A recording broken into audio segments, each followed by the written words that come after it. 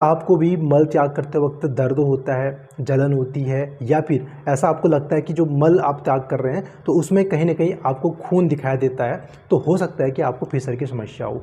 तो आज मैं आपको बताऊँगा कि फीसर की समस्या को हम घर पे कैसे ठीक कर सकते हैं और जानेंगे कि फीसर होता कैसे है और क्या हम ऐसे तरीके अपना सकते हैं जिससे आप घर में ही बैठ के अपने फीसर को ठीक कर सकते हैं।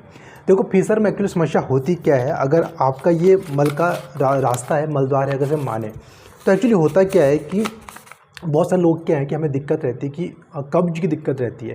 यानी जो मल होता है वो बहुत टाइट आता है, यानी हो सकता है कि आप पानी नहीं पीते हैं या फिर आप काम के चक्कर में आप अपनी सेहत पर ध्यान नहीं दे पाते हैं, खान पान पर ध्यान नहीं दे पाते हैं, तो आपका जो मल होता है वो बहुत ज़्यादा टाइट हो जाता है। अभी जो आपका मल का जो रास्ता होता है, इसके अंदर बहुत छोटी जगह होती है।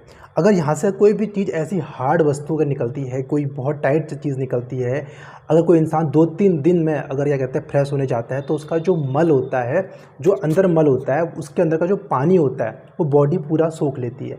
और जब बॉडी सोख लेती है तो बिल्कुल पत्थर की तरह हार्ड हो जाता है।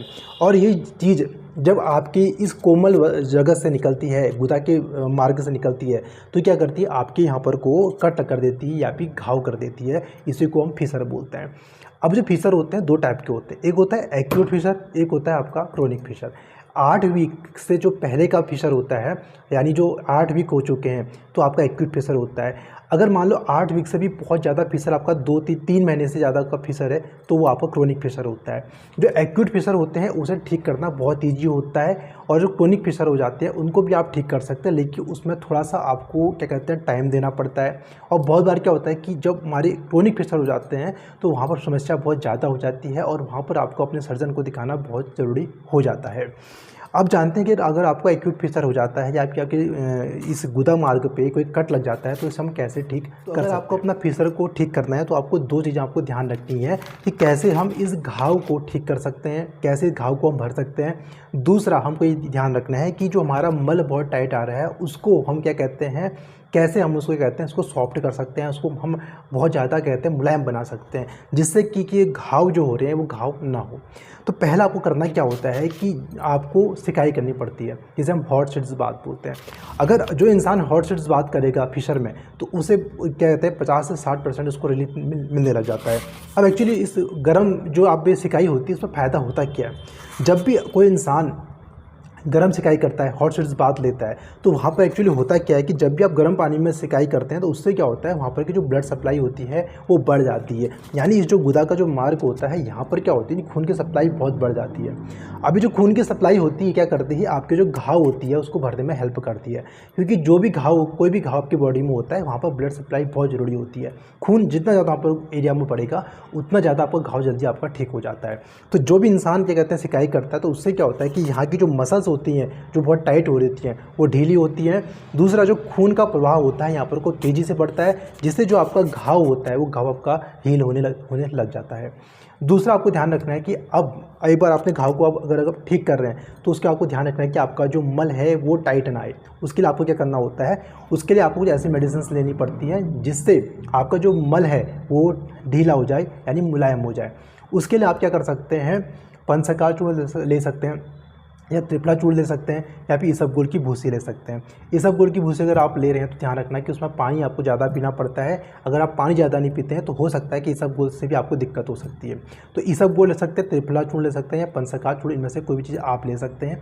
ये चीज़ क्या करेगी, आपके मल को हल्का यानी जो ढीला मुलायम बनाने की कोशिश करती है, जिससे क्या होता है अगली बार जो घाव होता है वो दोबारा नहीं होता है।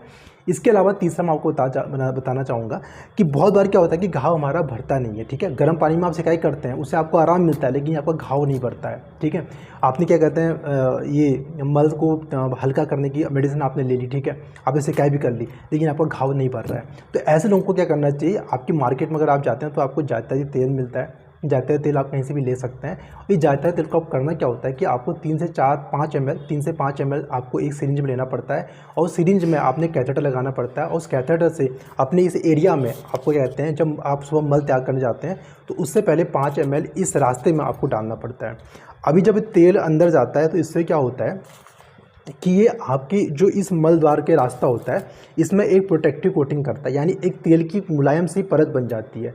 तो इससे क्या होता है, जब भी मल अगर मान लो टाइट भी आ रहा है ना, तो इससे क्या होता है, जो तेल होता है ना, इससे क्या कहते हैं उसमें फिसलन बनती है और जो आपका मल होता है वो बहुत आराम से निकल जाता है। दूसरा, ये तेल जो आपका काम करता है, ये क्या करता है, आपके इस घाव को भरने की क्या कहते हैं उसमें हेल्प करता है। क्योंकि ज़्यादा तेल क्या होता है, ये क्या कहते हैं आपके घाव को भरने में बहुत हेल्प करता है, इसकी हीलिंग पावर बहुत ज़्यादा होती है। तीसरा, ये क्या करता है कि जो भी आपका घाव यहाँ पर बन चुका होता है उसमें इन्फेक्शन होने के चांसेस बहुत ज़्यादा होते हैं। उसमें मल के जो पार्टिकल्स होते हैं, जो कण होते हैं, वो जाते हैं तो वहाँ पर इन्फेक्शन होता है। तो जब भी अगर आप तेल डालते हो, तेल से क्या होता है, ये तेल एक तो एक प्रोटेक्टिव कोटिंग बना देता है, एक मुलायम सी परत बना देता है। यानी उससे क्या होता है, आपका जो घाव होता है, वो घाव का जो बेड होता है, घाव का जो जिसे हम बोलते हैं, यानी घाव का जो आपका बेड है, उस बेड के ऊपर एक तेल की कवरिंग बन जाती है, जिससे क्या होता है, कोई भी मल का त्याग या फिर कोई भी इन्फेक्शन होता है वहाँ पर को पनप नहीं पाता है, जिससे क्या होता है आपका घाव बहुत जल्दी भरता है और वहाँ पर क्या होता है, हीलिंग बहुत जल्दी हो जाती है। तो हमारा जो ज़्यादा तेल है, ये 2-4 चीज़ें काम ऐसे करता है जिससे क्या होता है आपका घाव बहुत जल्दी भरता है।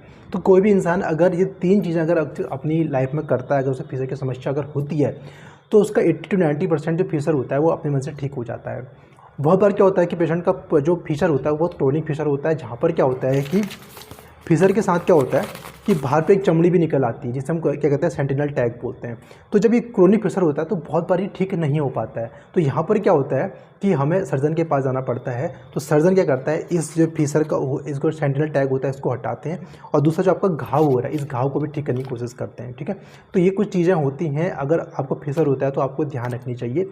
अगर आपको फीसर हो जाता है तो जल्दी आपको डॉक्टर के पास जाना चाहिए, सर्जन के पास, एक अच्छे सर्जन के पास आपको जाना चाहिए। तो जितने जल्दी अगर आप सर्जन के पास जाते हैं तो उतने जल्दी आपका फीसर ठीक हो जाता है। लेकिन अगर आप बहुत ज़्यादा लेट करते हो या फिर इसे आप बहुत ज़्यादा टालते हो तो क्रोनिक फीसर बन जाता है। जो क्रोनिक फीसर होता है वो ठीक करने में बहुत टाइम लगता है और बहुत ज़्यादा उसमें मेहनत लगती है, और ऐसे ही मतलब आराम से ठीक नहीं हो पाता है। एक्यूट फीसर तो ठीक हो सकता है, लेकिन क्रोनिक फीसर में बहुत दिक्कत आती है। ये चीज़ आपको ध्यान रखनी चाहिए अगर आपको फीसर की समस्या अगर आपको होती है।